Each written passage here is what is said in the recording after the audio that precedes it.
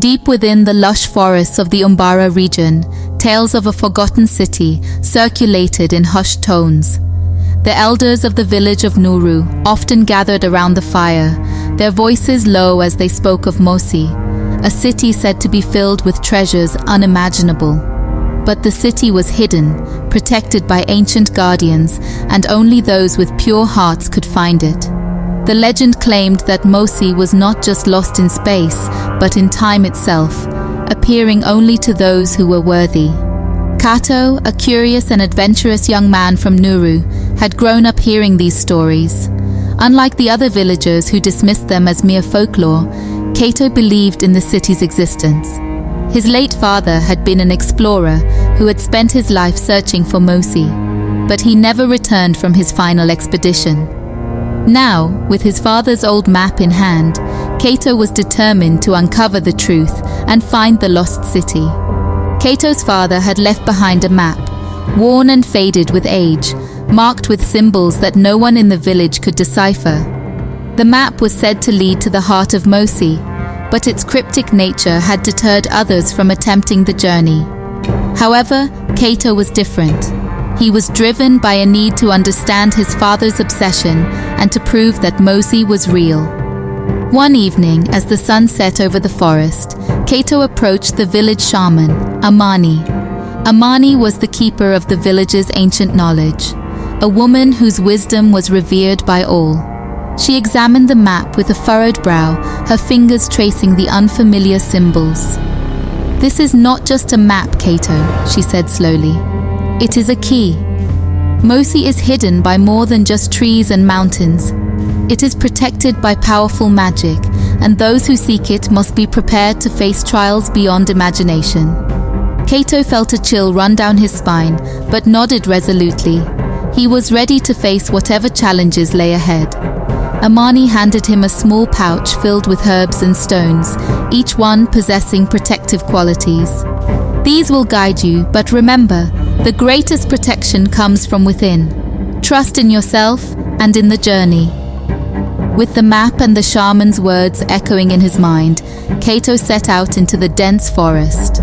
The trees loomed overhead, their branches twisting together to form a canopy that blocked out the sun. The air was thick with the scent of earth and decay, and the sounds of the forest seemed to close in around him. Days turned into weeks as Kato journeyed deeper into the wilderness. The map, though cryptic, began to reveal its secrets. Certain landmarks matched the symbols, leading Kato ever closer to his goal.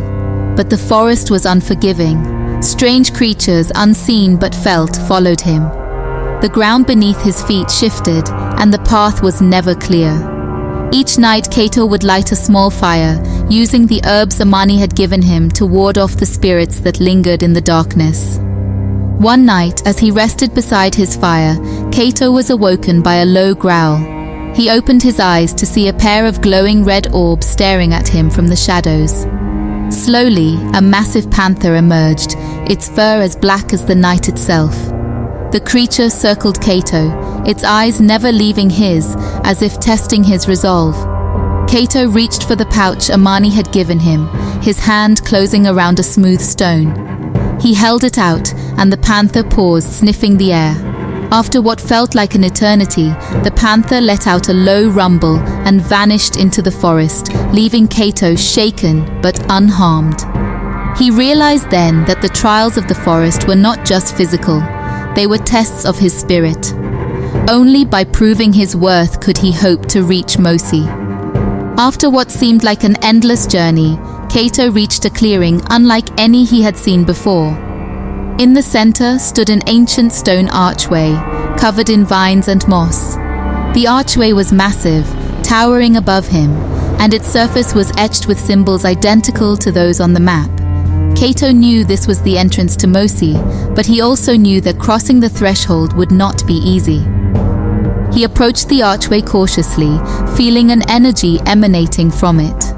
The air around him seemed to hum with power, and the ground beneath his feet vibrated. As he stood before the archway, the symbols began to glow, casting an eerie light over the clearing. Kato took a deep breath and stepped forward. As he passed through the archway, the world around him shifted. The forest disappeared, replaced by a vast expanse of white mist. Kato could see nothing but the mist, and the silence was deafening. He walked forward, unsure of where he was going, but trusting that the map and the spirits were guiding him. Suddenly the mist parted, revealing a towering structure made of gleaming stone. Kato gasped as he realized he was standing before the gates of Mosi. The city was even more magnificent than he had imagined, its buildings rising high into the sky, their surfaces reflecting the light of a sun that seemed to shine from nowhere. Kato entered Mosi with a sense of awe and trepidation. The city was eerily silent, as if it had been abandoned long ago. But as he walked through the streets, he felt the presence of unseen eyes watching him. The buildings, though grand, were empty, and the silence pressed in on him like a weight. As Kato explored further, he began to notice strange occurrences. Shadows moved on their own, and reflections in the polished stone surfaces did not match his movements. The city seemed to be alive, shifting and changing as if it were testing him. At one point, Kato found himself standing before a fountain, its waters crystal clear. As he reached out to touch the water, the reflection in the fountain showed not his own face, but that of his father. Startled, Kato stumbled back, but the reflection remained. His father's face looked at him with a mixture of sorrow and pride. "You have done well, my son," the reflection spoke, its voice echoing in Kato's mind. "But the final trial awaits. To claim the treasure of Mosi, you must face your greatest fear." Kato's heart pounded in his chest as the reflection faded.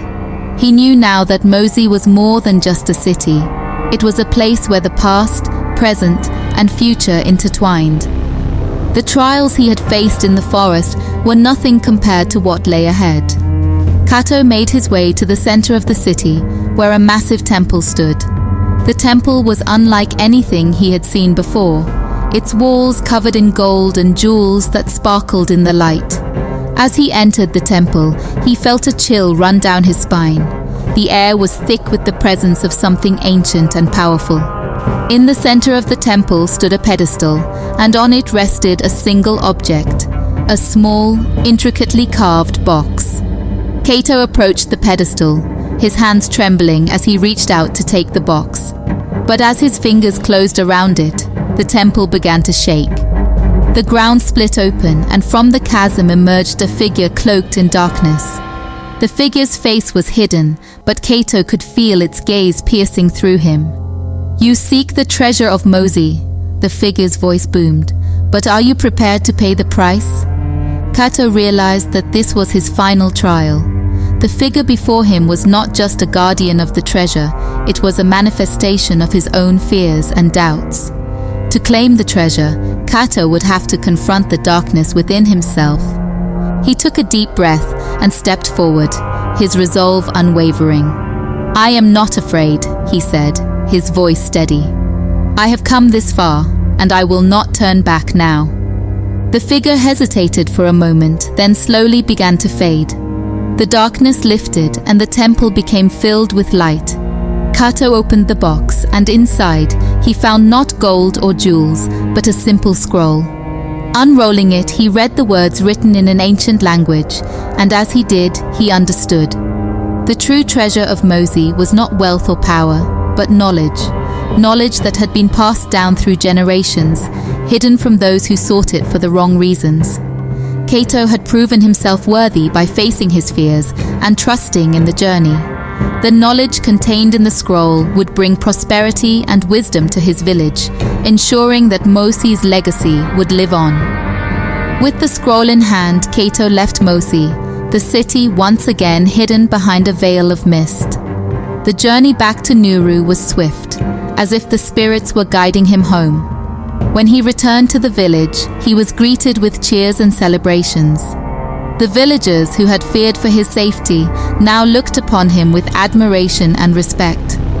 Kato shared the knowledge he had gained with the elders, and together they used it to bring new life to Nuru.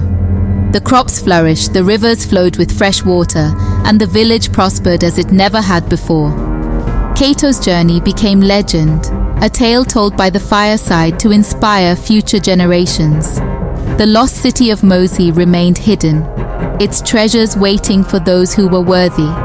And Cato, who had once been a curious young man with a map, became a wise and revered leader, his name forever linked with the legend of the lost city. The story of Mosi was not just a tale of adventure, but a reminder that true treasure lies not in what we seek, but in what we discover within ourselves along the way.